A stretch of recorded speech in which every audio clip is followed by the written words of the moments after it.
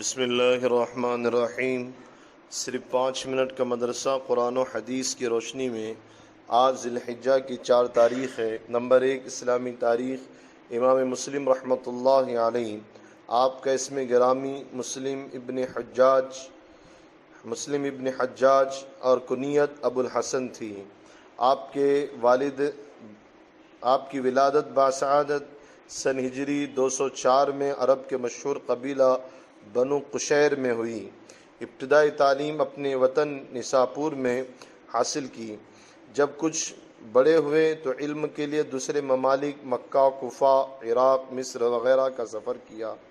وہاں جا کر بڑے بڑے محدثین کی مجلسوں میں شرکت کی اور اپنی علمی پیاس بجھانے لگے، یہاں تک کہ لوگ آپ کو وقت کے چند جلیل القدر ہستیوں میں شمار کرنے لگے۔ آپ نے الگ الگ فن میں کئی کتابیں لکھی، جن میں سے حدیث شریف کی ایک کتاب صحیح مسلم ہے، جس کو شروع دن سے وہ مقام و مرتبہ اور قبولیت حاصل ہوئی کہ اس کا شمار کتب ستہ کی صحیح ترین کتابوں میں ہونے لگا۔ رہتی دنیا تک تمام انسانوں بالخصوص مسلمانوں کے لیے یہ کتاب عظیم الشان تحفہ ہے، جو اپنے حسن ترتیب میں بے مثال اور صحت میں لاجواب ہے۔ اس میں تقریباً 4000 حدیثیں ہیں، جس کو امام مسلم نے 3 لاکھ حدیثوں میں سے چھان کر لکھا ہے۔ 25 رجب اتوار کے دن سن ہجری 261 میں اپنے وطن نساپور میں انتقال فرمایا۔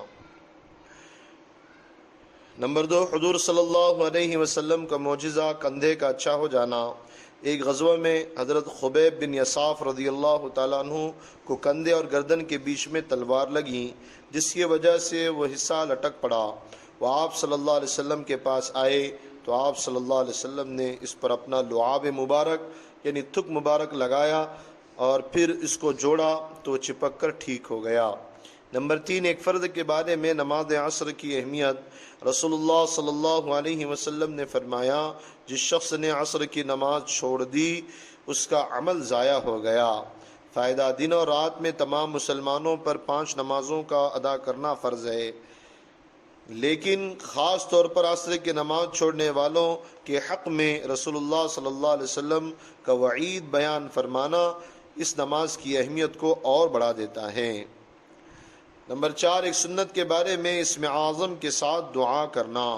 حضرت عائشہ صدیقہ رضی اللہ تعالیٰ عنہ فرماتی ہیں، میں نے رسول اللہ صلی اللہ علیہ وسلم سے سنا ہے کہ آپ صلی اللہ علیہ وسلم نے فرمایا، جب ان کلمات یعنی اسم اعظم اللہم انی اسألک باسمک الطاہر الطیب المبارک الاحب الیک سے دعا کی جاتی ہے تو دعا قبول ہوتی ہے۔ جب سوال کیا جاتا ہے تو عطا کیا جاتا ہے، جب رحم کی دعا کی جاتی ہے تو رحم کیا جاتا ہے، جب مصیبت سے نجات مانگی جاتی ہے تو نجات حاصل ہوتی ہے۔ نمبر 5 ایک اہم عمل کی فضیلت، راستے سے تکلیف دینے والی چیز کو ہٹانا۔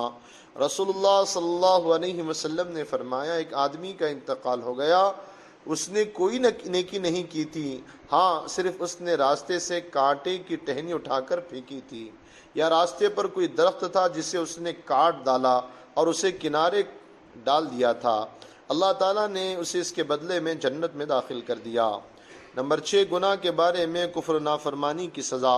قرآن کریم میں اللہ تعالیٰ فرماتے ہیں، جو شخص منہ موڑے گا اور کفر کرے گا تو اللہ تعالیٰ اس کو بڑا عذاب دیں گے، پھر ان کو ہمارے پاس آنا ہے، پھر ہمارے ذمے ان کا حساب لینا ہے۔ نمبر 7 دنیا کے بارے میں کافروں کے مال سے تعجب نہ کرنا۔ قرآن کریم میں اللہ تعالیٰ فرماتے ہیں، تم ان کافروں کے مال و اولاد سے تعجب میں مت پڑنا، کیونکہ اللہ تعالیٰ دنیا ہی کی زندگی میں ان کافروں کو عذاب میں مبتلا کرنا چاہتے ہیں، اور جب ان کی جان نکلے گی تو کفر کی حالت میں مریں گے۔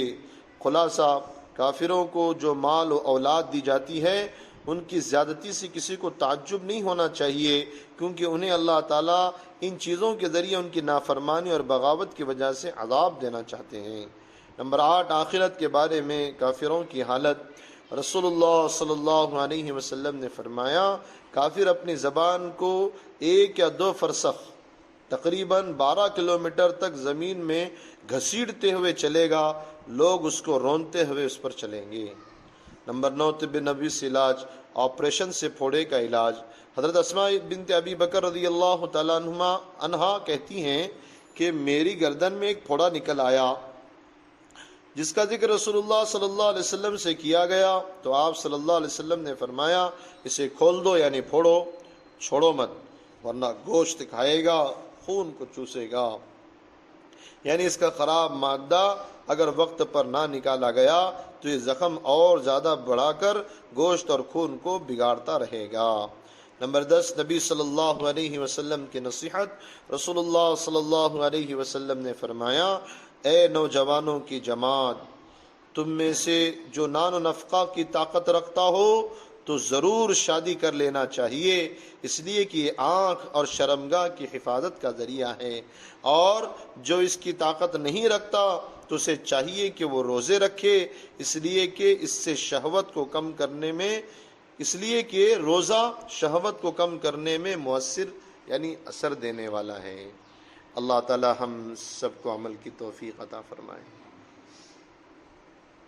سبحان اللہ بحمدہ، سبحانک اللہم وبحمدک، ونشہد ان لا الہ الا انت ونستغفرک ونتوب الیک۔ سبحان ربک رب العزۃ عما یصفون وسلام علی المرسلین والحمد للہ رب العالمین۔ بسم اللہ الرحمن الرحیم۔ صرف 5 منٹ کا مدرسہ قرآن و حدیث کی روشنی میں آج ذی الحجہ کی 4 تاریخ ہے۔ نمبر 1، اسلامی تاریخ، امام مسلم رحمۃ اللہ علیہ، آپ کا اسم گرامی مسلم ابن حجاج اور کنیت ابو الحسن تھی۔ آپ کے والد، آپ کی ولادت باسعادت سن ہجری 204 میں عرب کے مشہور قبیلہ بنو قشیر میں ہوئی۔